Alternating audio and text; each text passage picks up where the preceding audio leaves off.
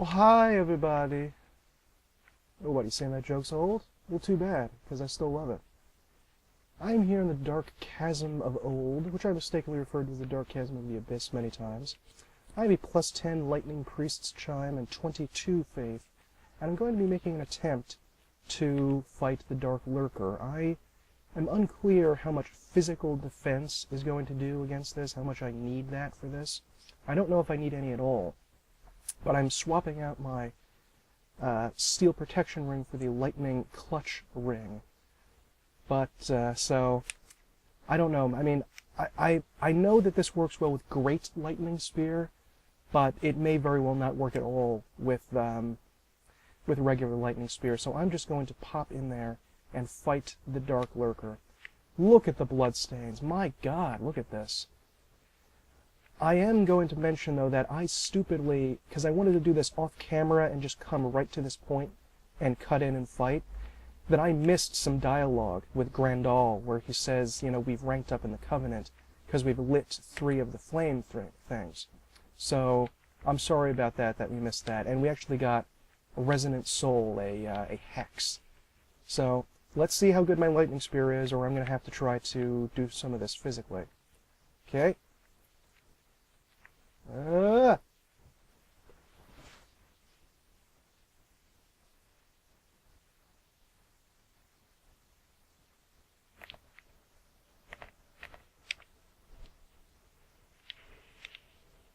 Not terrible. Although I think Heavenly Thunder might be better ultimately.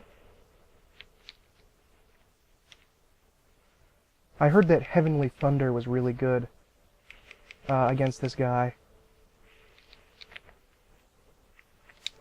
Whoa! Ugh, it does have a homing property, doesn't it? Fuck. Alright, well I'm going to cut back here and we're going to do this again.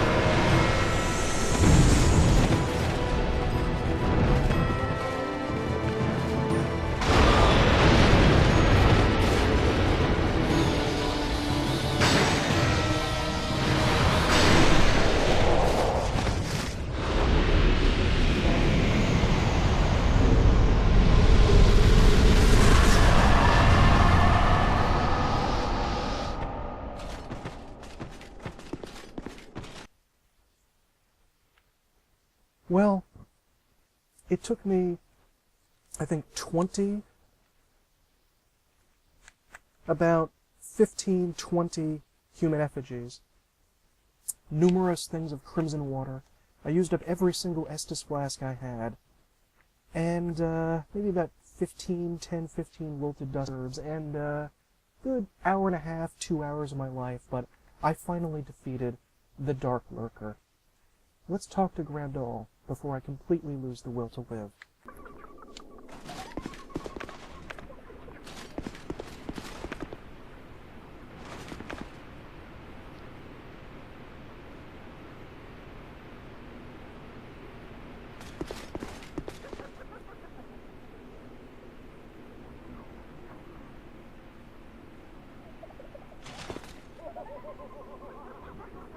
Young undead, you've discovered the truest dark within you.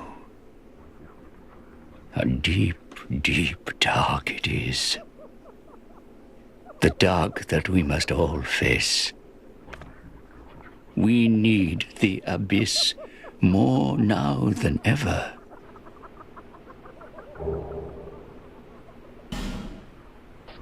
I bequeath these to you. Take them on your pilgrimage. The embrace of the dark is gentle. Let it absorb your sorrows forever. Okay, I'm really fighting every instinct in my body to kill this wheelchair-bound fuck with the most extreme prejudice imaginable, but I'm not. I'm just gonna walk away. I raged quite a bit during these fights. I really, really lost all control of my temper. I was very, very angry. I eventually decided to put on the clear bluestone ring +1, which increases casting speed. I'd totally forgotten about that. But really it was all down to luck and a lot of very, very quick movement. And I had taken off my radiant life gems toward the end because I didn't think I would need them, because I thought I couldn't go through 12 flasks, could I? Well, apparently I could. And I know I repeatedly said that rouge water and crimson water is useless, and I still kind of stick by that. But it did end up, in this one and only one instance, being fairly useful. I despise that fight. Oh, I forgot, I think I also took some sort of that balm stuff that increases faith temporarily. So I think that's why that says it's a little higher than usual. Maybe I could have put on the faith ring, I don't know. I don't know if that would have helped, if the adjustment would have been worthwhile enough, but I really, really hate the lead up to that fight, and I'm not pretending that there aren't moments in Dark Souls Dark Souls 1 where you don't have to go through and repeat the same crap over and over and over again. There definitely are. It's just that I feel that that game is so much better and so much more worth it. And this moment in Dark Souls 2 really highlights the heinousness of designing a game specifically to troll people with its difficulty, which I don't think they did at all in Dark Souls 1, even with the 2 archers of Anor Londo. I despise that you have to fight those Grey Phantom guys again and again. When I first, and this ties into something that happens in all the Souls games, when you have to repeat the boss on your first time through because you're giving it your all, fighting the basic enemies up to the boss is fairly simplistic and straightforward, but when you actually get up to your 4th or 5th try, the enemies that first gave you no trouble, now they are serious, serious business, and you really have to fight against them with all of your might and courage, because not doing that is going to make these fairly simplistic people kind of challenging if you have to repeat it over and over again, and you have to do that a lot in the Souls games, and just to learn to take a break, come back later. I should have taken a break and come back later, but I didn't. I powered through it. And that's kind of an interesting choice that you have to make in the Souls games. Do you want to charge through something and take the experience that you're getting each time to get gradually a little bit better at it over an hour or two? Or do you want to try it for a half an hour, rage, and then stop, and then go back fresh? Because you're losing, when you go back fresh, the some of the sense memory of exactly where to do, where to go, what to press, how to do this. But you're also gaining a more relaxed state of mind going up against it. So it's very challenging to know exactly what to do. The reward that we got for beating that, and I will just show this to you, is one of the dumbest things in all human life, the Xanthus set. Xanthus is a strange word which means very, very brightly yellow, almost blindingly so. And I'm not exactly sure where the word would normally be used, but this is the Xanthus set. Xanthus King Jeremiah was a character in Dark Souls 1 who had this ludicrous bandage on his head. It looks like a giant bandaged thumb, especially with that little blood there. And this is based on something that happened in Demon Souls, where a insane king was made... Well, I'm not exactly sure what to say with it. He was made insane by a demon that took the form of a giant bright yellow sheet that wrapped around his head. And so they decided to put him in sort of a secret area in Dark Souls 1, and he just became so iconic because of his idiocy that they decided to put him in Dark Souls 2, I guess. The headpiece here, the bandage, is considerably smaller than it was in Dark Souls 1. I said smaller, not bigger. It was actually far larger. Perhaps the heinously towering headcloth crown served some purpose. Perhaps it was some strange display of power. Yeah, wonderful. Anywho, I'm sorry that there was so little commentary on a lot of what came before, but especially during the final fight, but I realized that even though in the other areas I could power through and comment and fight, I could not do it with the Darklurker.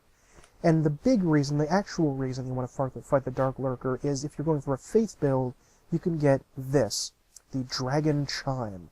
The best chime for lightning in the entire game. It's essentially the equivalent of the Staff of Wisdom. You need 50 faith to use this, and it's actually amazing. It really is a fantastic chime. I'm nowhere near the ability to use it.